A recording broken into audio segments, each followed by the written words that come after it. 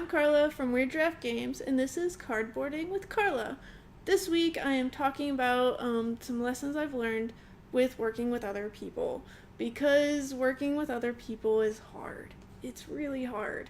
One really big thing is that you really want to be upfront, like what kind of person you are, how you want to work with other people, expectations, and like what you want in the relationship before you sign a contract. Because if you learn those things after you sign the contract and they don't mesh well, like if people have different expectations, well, you've signed a contract already, and then hopefully you have a good clause in there that benefits you on getting out of the contract, or maybe you just deal with that person that you don't work well with. But yeah, the better scenario than that is to figure it out before the contract is signed and to work with people that you understand how you're going to work with, or you at least know, so it's not a surprise. So one thing about this is that publishers and designers all work differently. Some publishers, they will sign a game and then they'll just take it and run with it, and they don't need any input from the designer. Some of them will give like assignments to the designer, and the designer has to then take that, like whatever the publisher wanted. Like if the publisher's like, hey, add in player interaction, I need more of that in this. Then the designer goes and they add player interaction, and they come back and they're like, hey, here's the cards I added, here's what I changed, here's everything. You know, maybe that's the way that they do it, where they don't really specify. You could also have a collaborative effort where maybe the publisher, maybe the designer gets an idea and they present it, and then the other person gives their thoughts on it, and then the idea merges into like a different sort of thing that's both of the people's ideas merged together, which is what I really like. And there's also other things where, maybe the designer does everything, or, there's a lot of different things that the relationship could be. So figure it out. Get into the relationship that you want to. I'm all about the collaborative one, and I really want the designers to tell me their ideas, but I also want them to tell me when they think my ideas are bad. Like, I don't want to work with yes men, so I specifically say that. And that's something I've learned, because maybe a designer would be hesitant to like tell a publisher that they think that their idea won't work, but maybe the designer's already done that idea and they've tried it, and it just didn't work out well. So that would be really helpful if you did say that. So that's one reason I'm like, oh, okay, hey, I'm going to have bad ideas because I'm a human person, so tell me about them when I have them, because I will get them occasionally. And that just makes the interaction a lot better, because it opens it up. It says that, like, hey, I do want that feedback, because sometimes people don't. Like, maybe a publisher just wants you to be the yes man and do the thing, and, your opinion doesn't really matter. So yeah, that is something I've learned that really helps, like, open up communication. Yeah.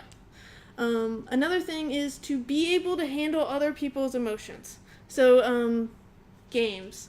A designer's game is this thing that came from their heart, maybe, and they're really passionate about it, and a publisher might be like, hey, I want you to take out this mechanic, or change these cards, and some people can get emotional about that. And you really have to learn how to deal with that well, because it could just happen one day. Also, like, Kickstarters are really stressful, and they really like pump up the emotions. So one thing I've learned is when that happens, like, don't just respond.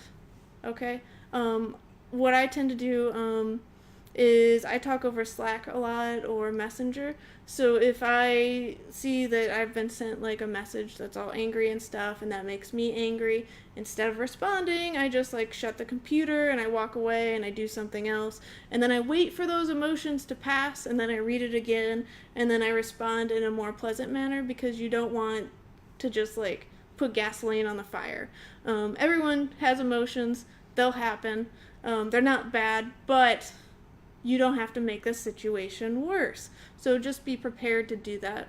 One book that I really liked on this subject is Crucial Conversations, because they talk about like how to just have a conversation with somebody that's actually like where you're talking and they get your message, and that is harder than you would think in some situations. So yes, that is a really good book that I wish it was like just taught in schools, but it's not. So like people are just bad at talking to each other. If everyone read it and understood it and like practiced it, then like life would be so much easier. I'm also a person that people don't like. I say exactly what I mean all the time, which is actually more confusing than you would think it would be. So go figure. But yes, learn how to deal with others' emotions and don't make the situation worse. I've definitely done that, so I try to be better, and I think I am now. Like things happen though. So going further with the emotions, like try to leave the emotions out of the development side of all of this. Everyone, like, remember, everyone wants the game to be better. No one is trying to make the game worse. Give everyone the benefit of the doubt. If somebody does say something that, like, makes you angry, like, step back, go, like, hey, they want to make the game better, obviously. Let's figure out why they suggested this to try to make it better if you think it's, like, an obviously bad suggestion. So, yeah. So take a step back. Benefit of the doubt is always really good, and don't just react. Taking your time is perfectly fine, unless you're like in a Skype conversation, which I'm rarely in, so I always have time. You could do that method too. Just say you want written communication, and then you don't have to respond immediately. It's a great tactic. So going further, ask lots of questions to people. Until you get like into a good groove, maybe people wouldn't think that you want to hear from them. But if you ask like lots of questions on how they feel about different things, they should hopefully open up. And that's like just a good method to get them to open up. Like say like, oh, why do you like this? Or why did you do this? How do you feel about this change? What do you think we should do to make more player interaction, etc. Just lots of questions to make people open with talking. Also, so you're going to be happy sometimes. And the easiest thing to do when you're happy about working with somebody is to tell them. Like, just say like, hey, it's really great working with you. And if you do that every time you have a thought like that, just tweet about it, or tell them in person, or send them an email. I like to do all of those things, like make sure, like if I ever meet up with somebody, be like, hey, I've really liked working with you. But also like just tweeting, like, hey, like you'll see me tweeting, like the other day I was like, whoa, Katie Cow is fantastic to work with. I'm just gonna tweet that. And like it takes seconds. Like it's barely any of your life. But then like it helps Katie because like who knows what kind of day she's having. Not that she has bad days, but I mean, wouldn't a nice thing about somebody like just posted to people make your day better? And it also tells other people who the people that are great to work with are, because I'm always looking for more illustrators and graphic designers and designers to work with, because if you know that they're good to work with, you'll be a lot more interested in working with them. So yes, but also say it in private too, because if you just say everything publicly, you might come off as you're just doing it for the attention or something. I don't know. But I like whenever I respond in an email, I'm like, hey, it's really good to work with you for this reason. And be specific, because, and always real and honest. Like, don't make stuff up. Like, that's just bad. Like, if you just make things up and it comes off as a lie, you've done worse than if you just didn't talk. So be real and specific, and just like, hey, it's great to work with you because you like read my mind and you make the graphics come out. Or like with Josh Mills, he takes my ideas and he makes them better, and that's fantastic. That's exactly what I wanted in a designer. And then tell him like, hey, it's great to work with you. So yeah, those are just some things I've learned about working with other people.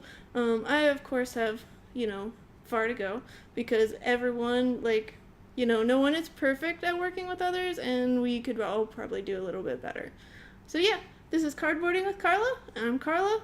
And if you have any suggestions or you'd like to hear on a specific topic, please tell me.